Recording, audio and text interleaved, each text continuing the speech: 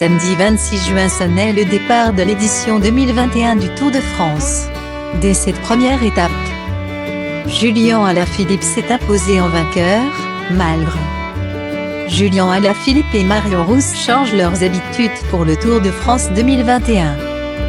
Le champion du monde de cyclisme et la commentatrice sportive ont en effet donné naissance à leur premier enfant.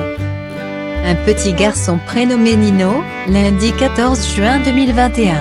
S'il a annoncé qu'il renonçait à représenter la France lors des Jeux Olympiques prévus du 23 juillet au 8 août. Julian Alaphilippe ne pouvait manquer le Tour de France. Samedi 26 juin, le coureur a assuré qu'il se servirait de sa toute nouvelle paternité pour franchir les étapes une à une. « Je suis devenu papa d'un petit Nino, cette nouveauté dans ma vie va me donner des ailes. Avoir autant d'amour, c'est fort. Donc oui, je vais aussi courir pour lui », a-t-il affirmé dans un entretien accordé au journal Le Parisien. C'est ainsi que Julian Alaphilippe s'était lancé sereinement dans la première étape du Tour de France. Au départ de Brest, samedi 26 juin 2021.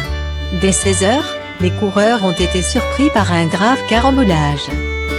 Tony Martin est entré en collision avec une pancarte mise en travers de la route par une spectatrice désireuse d'attirer l'attention des caméras de télévision. Après être violemment tombé au sol, le coureur allemand a entraîné avec lui des dizaines de cyclistes qui le suivaient de près. La chute a été si violente que Jacha Sütterlin, coureur allemand de 28 ans, a été contraint d'abandonner la course des suites de ses graves blessures.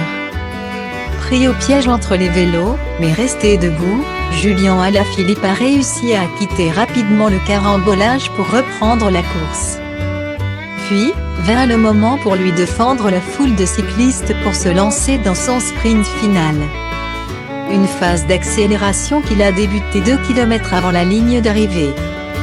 Ce sprint a donc été entamé un peu tôt comparé aux habitudes des coureurs chargés de cette lourde tâche d'emmener leur équipe à la victoire. Mais le risque à payer puisque Julian Alaphilippe a remporté cette première étape. De loin.